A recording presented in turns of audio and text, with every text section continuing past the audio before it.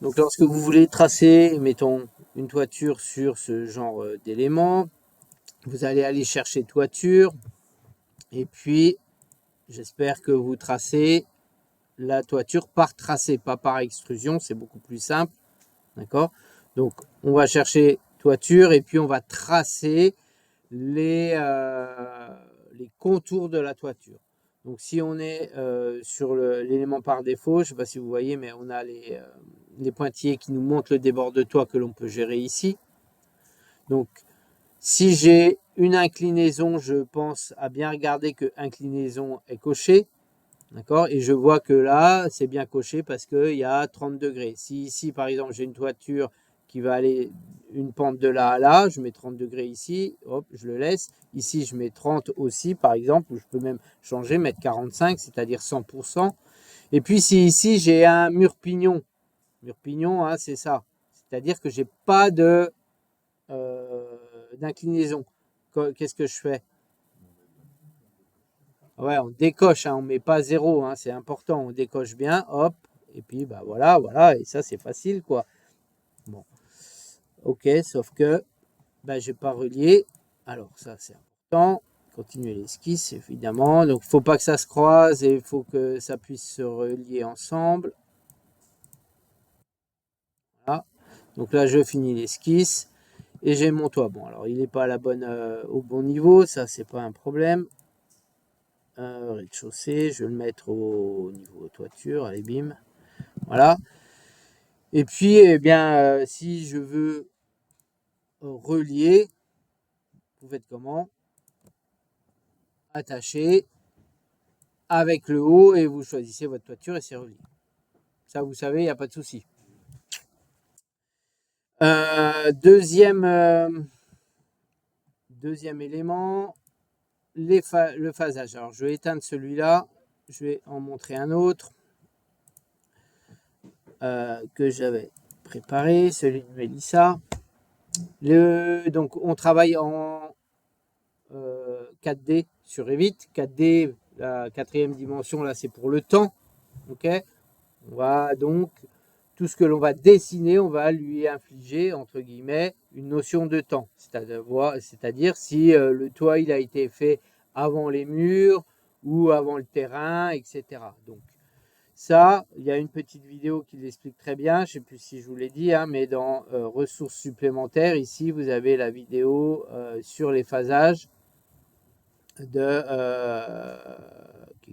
qui est voilà, gestion des phases de Pascal qui vous explique correctement les phases un peu plus longs que moi, mais voilà, ça se passe, c'est assez compréhensible. Donc là, ce qui est intéressant, vous voyez, on est sur de l'existant. Cette vue 3D1, elle est sur l'existant. Et si je descends ici dans mes propriétés, qu'est-ce que je vois dans les phases de construction? Je vois que c'est la phase existante. C'est normal. Donc c'est dans le temps, c'est n-1 par exemple. Et puis j'ai une phase qui s'appelle nouvelle construction. D'accord? Donc je vais appliquer et là je vois que la nouvelle construction est apparue. C'est-à-dire bah, l'année n pendant la construction. Vous saisissez ou pas, hein? Donc ça, si je prends le toit, par exemple, de la nouvelle construction, je m'aperçois qu'il est dans la phase de création. Sa phase de création, c'est nouvelle construction. Et ces phases-là, je peux en mettre autant que je veux. Si par exemple, pendant la construction, je décide de refaire le toit, bah ça, je vais le passer au lieu qu'il soit en existant, je vais le passer en nouvelle construction. Okay. Et là, bah, je m'aperçois qu'en plus, il va prendre la couleur de ma nouvelle construction parce que dans le filtre qui est activé, là, tout ce qui est en nouvelle construction, ça prend la couleur des matériaux. D'accord? Et tout ce qui est en ancienne construction, en existant, ça prend du gris. Okay. Donc si vous avez compris ça, là, logiquement, ce que vous avez déjà dessiné, il faudrait le mettre dans quoi? Dans nouvelle construction, hein, dans existant. Alors, quand vous allez le mettre dans l'existant, ça va passer en gris. Alors, pourquoi? Parce que le paramétrage par défaut de Revit, il passe en gris tout ce qui est existant pour bien voir la différence. Mais nous, ça nous gêne un peu. Voilà, quand on est en maîtrise d'œuvre, on aime bien quand même montrer l'ensemble. Donc là, bah, il faut aller dans Gérer. Ici, il y a un truc qui s'appelle phase. Et puis, bah, vous vous retrouvez avec les deux phases qui existent. Vous en avez peut-être trois avec une qui s'appelle démolition. Donc, en fait, là, ça peut être, par exemple, je sais pas moi, mois de mars, mois de janvier, etc. Vous avez vos différentes phases de construction.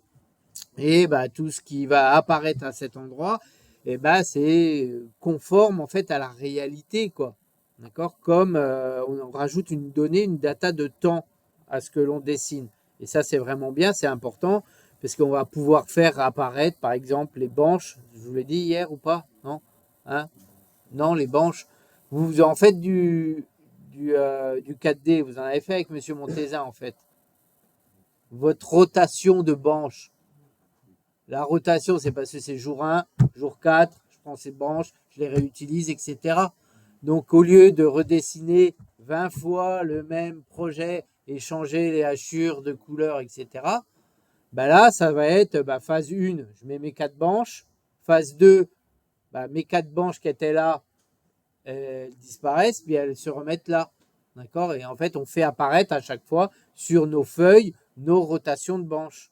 Et c'est beaucoup plus simple, c'est beaucoup plus réaliste. Et on peut aller vraiment beaucoup plus loin. On a des anciens qui sont revenus nous montrer leur projet au bureau des méthodes sur des dossiers un peu escarpés en montagne, etc. Et donc, ils ont vraiment bien bossé avec ce système-là. Et c'était vraiment très performant, quoi. Si on veut rajouter des éléments de phase, donc on est là, on en rajoute une, voilà, phase 2, phase 3, etc. Ok. Si on veut faire apparaître les éléments de la phase 1, de la phase 2, en couleur ou pas en couleur, etc., on a ce qu'on appelle les filtres de phase. Ici, par défaut, on a 5 filtres de phase.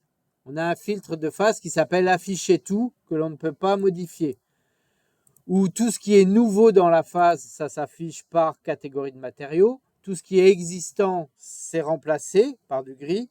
Tout ce qui est démoli, c'est remplacé. Tout ce qui est temporaire, remplacé par du gris. D'accord? Et puis, on a des filtres qu'ils ont appelés, tu me montres les composants démolis et nouveaux. D'accord? Donc, par exemple, le nouveau, il est par catégorie. L'existant, il n'est pas affiché. Donc, si je prends par exemple ce filtre-là, démoli plus nouveau, je devrais voir normalement que mon extension. Je me mets ici, je fais filtre de phase, démoli plus nouveau. Ah bah oui, évidemment, puisque lui, je l'ai mis en nouvelle construction. Donc, je vais pouvoir le mettre là, voilà. Et je vois le nouveau terrain qui a été creusé. Alors là, c'était avec le 2021, donc il y avait une feinte et on a fait deux fois le même terrain. On a considéré on l'exposait en entier puis on le recrée, c'est pour ça qu'il est là, mais voilà. Ok. Qu'est-ce que je voulais dire d'autre? Alors si je veux un autre filtre, je peux en créer autant que je veux, des filtres. Là, existant plus démoli. Donc je vois qu'est-ce qui va être démoli en rouge là, par exemple. Ici, voilà, des petites choses comme ça. Et puis le reste, c'est en gris. Et qu'est-ce que j'ai comme autre filtre? Les composants existants plus nouveaux. Voilà. Donc ça, c'est plutôt pas mal. Mais si par exemple j'ai envie que le gris, l'existant, il soit pas en gris parce que c'est pas très joli, je retourne dans mon gérer les phases et puis je vais dans remplacement de graphisme. Et non, pardon, dans mon filtre de phase, j'irai après sur le remplacement de graphisme. Je suis dans mon filtre composant existant plus nouveau et je regarde le nouveau, il est par catégorie. L'existant, il est remplacé par du gris. Bon, si je veux le remplacer par du rose, je vais aller ici et puis je vais le mettre.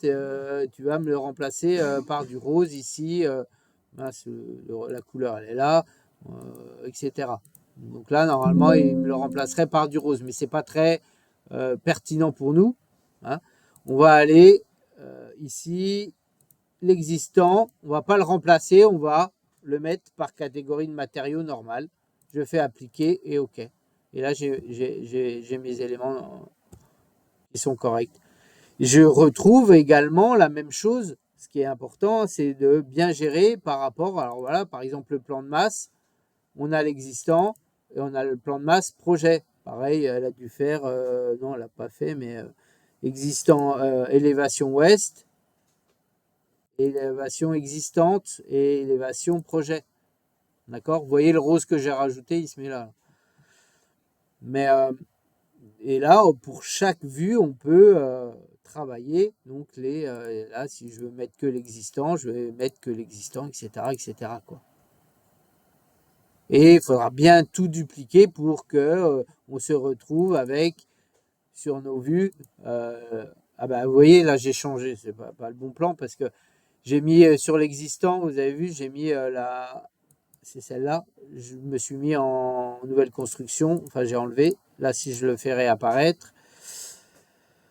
Ah bah oui, mais ça se voit pas. Donc, c'est plutôt celle-là. Voilà. OK. Avant, après, si je rentre là-dedans, je peux lui dire de enlever la nouvelle construction, de mettre que l'existant. Et voilà, quoi. D'accord? Donc, si je reviens sur mon histoire de banche, c'est très pratique, en fait. On choisit le jour 1, le jour 2, le jour 3, de faire disparaître, de tout à faire apparaître, etc.